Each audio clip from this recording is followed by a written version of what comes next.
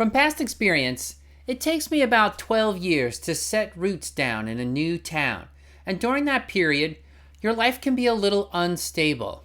Hi, my name is John Immel, and today we're going to talk about Ayurveda and moving to a new town.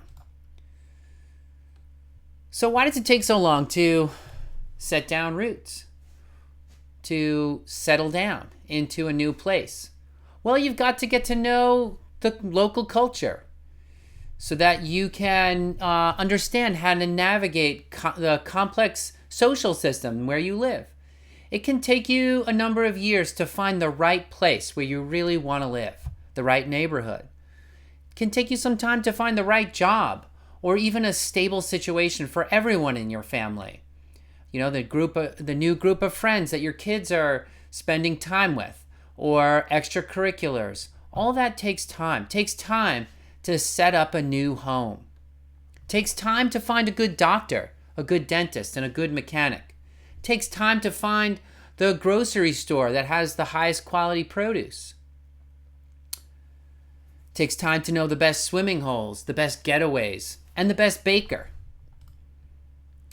You may find that when you move to a new town that you find a group of people that are really open to you, and an exciting group. But then you get to know those people a little bit, and you're like, I think my tribe is these folks over here instead, or I think the group of now that I've gotten to know everybody, I think that the kinds of friends I want, maybe, or that are best for me or for my family are going to be, over there instead of over here. It can take some time as you're going through cycling through the community and finding the group of people that you really connect with, or finding a group of people that really connect with you.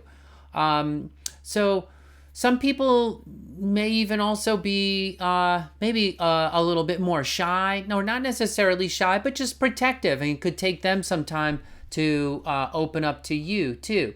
So that all takes time. Establishing and building those long-term friendships can take, it does take years, to establish that history. When I moved from Boston to New Mexico, the climate was very different. I was there for about 2 years, and it took me that whole 2-year period to find a daily routine that worked to pacify my vata. The intense dryness there was really aggravating to my constitution, and I had to make many, many small lifestyle changes in order to completely pacify my vata, and that took me some time to figure out.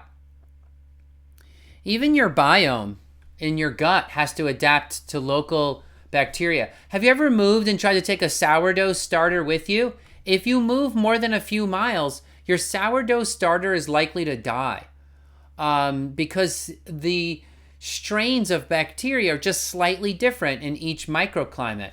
And so your whole gut biome is going to change, and that's going to change a lot of your personality. That it has an effect on your personality too. So working out all those changes takes time.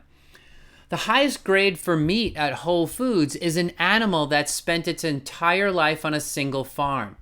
Now, I find that interesting, and I wonder if this says anything about the health of humans who live their entire life in their hometown. Now, that can seem unthinkable to people in the United States to live in the town you grew up in. But in many parts of the world, in Europe, for example, people are far more likely to settle down in the town they grew up in, and to still hang out with the kids they grew up with. So that's a question that I'm going to pose to you: is how long does it take you to settle into a new place? While you're settling in, you want to keep your life reasonably simple. You don't want to overcomplicate things. After a move, become a regular somewhere. Take a class on a topic you like. You'll meet some folks. Find a place of worship. People tend to have very long-term, stable communities at their place of worship. And so you'll find people that are rooted to your area. Volunteer with a local organization. Introduce yourself to your neighbors. Bring over a meal of your favorite recipe or some flowers. Bake them a loaf of bread. And keep in touch with old friends and family.